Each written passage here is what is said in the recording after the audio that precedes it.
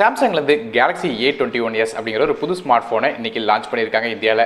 So இந்த ஃபோனில் என்னெல்லாம் விஷயங்களோட வருது, அது மட்டும் இல்லாமல் இருக்கிற பாசிட்டிவ் என்ன நெகட்டிவ் என்ன, மேலும் இந்த ஃபோன் வாங்கலாமா வேண்டாமா அப்படிங்கிறத ஃபுல்லும் இந்த வீடியோவில் பார்க்கலாம்.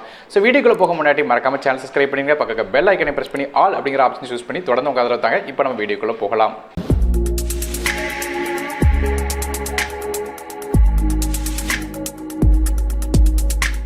சாம்சங்கோட இந்த கேலக்ஸி A21s ஸ்மார்ட் ஃபோனை பற்றி பேசும்போது முதல்ல ஃபோனில் இருக்கிற பில்லேருந்து ஆரம்பிக்கலாம்.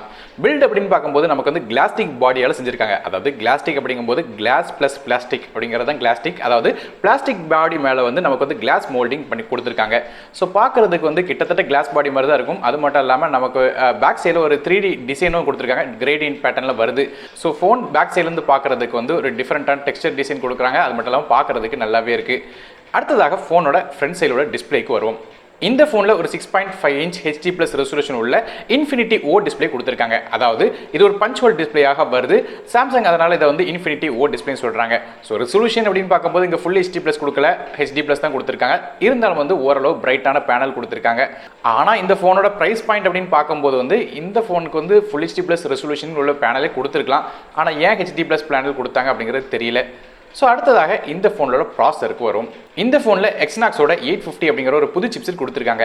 இது ஒரு 8 nm ப்ராசஸில் வந்து பில்ட் பண்ணியிருக்காங்க. இது ஒரு 2 GHz processor. So 8 nm built பண்ண காரணத்தினால பேட்டரி லைஃப் இந்த ஃபோனில் நல்லா இருக்கும். அது போக இந்த ஃபோனில் வந்து பேட்டரி லைஃப் வந்து கொஞ்சம் அதிகம் தான். ஸோ பேட்டரியை பற்றி பிறகு சொல்கிறேன். ஸோ கேமிங் அப்படின்னு பார்க்கும்போது இந்த ஃபோனில் வந்து மாலியோட G52 அப்படிங்கிற GPU கொடுத்துருக்காங்க. ஸோ ஓவரால் பார்க்கும்போது நமக்கு வந்து ஸ்னாப் டிராகனோட 450 கம்பேர் பண்ணி பார்க்கும்போது கொஞ்சம் பெட்டரான பெர்ஃபார்மன்ஸ் வந்து இந்த CPU வந்து கிடைக்கும். ஸோ அது மட்டும் இல்லாமல் நீங்கள் PUBG வந்து டிஃபால்ட்டாக HD கிராஃபிக்ஸ் அதாவது மிட் செட்டிங்ஸில் விளையாட முடியும். ஸோ மிட் செட்டிங்ஸ் வரையும் இந்த ஃபோனில் வந்து விளையாடும் போது எந்த விதமான பிரச்சனையும் இருக்காது. ஸோ மிட் செட்டிங்ஸில் வந்து ஃப்ரேம் ரேட் கொஞ்சம் அதிகமாக வச்சு விளையாண்டிங்கன்னா கொஞ்சம் அங்கே லேக்னஸ் நோட் பண்ணுவீங்க. மற்றபடி வந்து கேம் பிளேயபிளாக தான் இருக்கும். ஸோ மிட் செட்டிங்ஸ் வரையும் PUBG மாதிரியான ஹெவியான கேம்ஸ் இந்த ஃபோனில் விளையாட முடியும். ஸோ அதனால் வந்து கேமிங் அப்படின்னு பார்க்கும்போது இது ஓரளவு பெர்ஃபார்ம் பண்ணும். RAM மற்றும் இன்டர்னல் ஸ்டோரேஜ் அப்படின்னு பார்க்கும்போது இந்த ஃபோன் ரெண்டு டிஃபரெண்டான வேரியண்ட்டில் வருது. 4GB RAM இது 64GB ஸ்டோரேஜோடும், இன்னொரு 6GB RAM இது 64GB ஸ்டோரேஜோட வருது. மைக்ரோ SD கார்டு சப்போர்ட் இருக்குது. 512GB RAM எக்ஸ்டெண்ட் அவுட் பண்ணிக்கலாம். டெடிகேட்டட் சிம் செட்டப் வர காரணத்தினால 2 சிம் கார்டும் ஒரு மைக்ரோ SD கார்டும் அட் அ டைமில் ஃபோனில் யூஸ் பண்ணலாம். இது ஒரு பாசிட்டிவான விஷயமாக இருக்குது. மேலும் இந்த ஃபோன் வந்து ஆண்ட்ராய்டோட 10 OSல ரன் ஆகுது. சாம்சங்கோட லேட்டஸ்டான 182.0 இன்டர்ஃபேஸில் ரன் ஆகுது. ஃபோனோட பேக் சைடில் நமக்கு 4 கேமரா கொடுத்துருக்காங்க. மொதல் கேமரா 48 மெகாபிக்சல் மெயின் கேமரா கொடுத்துருக்காங்க. இது f2.0 அபர்ச்சரில் வருது. ரெண்டாவது கேமரா ஒரு 8 மெகாபிக்சல் அல்ட்ரா வைட் சென்சர் கொடுத்துருக்காங்க. இது f2.2 அபர்ச்சரில் வருது.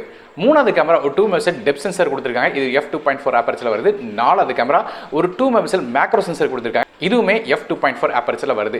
LED ஃபிளாஷ் சப்போர்ட்டும் இந்த ஃபோன் கொடுத்துருக்காங்க. மேலும் ஃப்ரண்ட் சைடில் அந்த பஞ்ச் ஹோல் கேமராவில் வந்து நமக்கு 13 மெகாபிக்சல் மெயின் கேமரா கொடுத்துருக்காங்க. f2.2 அபர்ச்சரில் வருது.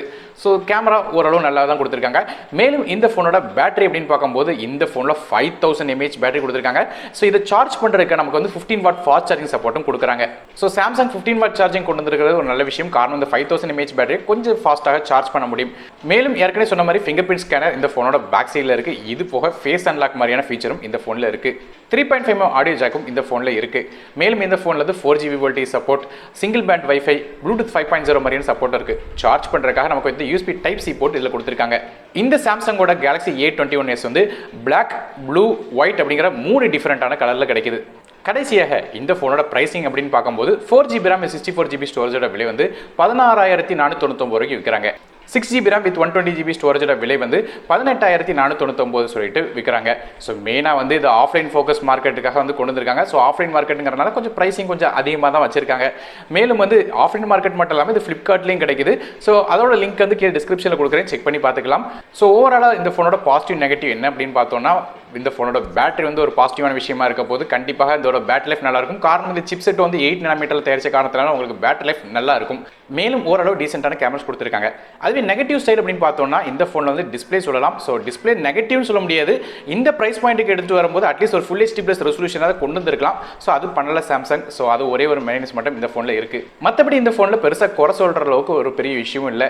ஸோ ஓவராலாக இந்த ஃபோன் வந்து வாங்கலாமா வேண்டாமா அப்படின்னு கேட்டிங்கன்னா சாம்சங் யூசர்ஸ் அது வந்து ஒரு 10000 ரூபாய்க்குள்ள செக்மெண்ட்டில் வந்து ஓரளவு நல்ல ஃபோன் வேணும்னு நினைக்கிறவங்க வாங்கலாம். ஆனால் முக்கியமான விஷயம் என்னன்னு கேட்டிங்கன்னா இதோட ப்ராசஸர் வந்து ஸ்னாப் டிராகனோட 450க்கு ஈக்குவலண்ட் அப்படிங்கிறது வந்து கண்டிப்பாக ஞாபகத்தில் வச்சிருக்கணும். ஸோ அதனால் வந்து ரொம்ப பெரிய கேமிங்ஸ்லாம் எதிர்பார்க்க முடியாது.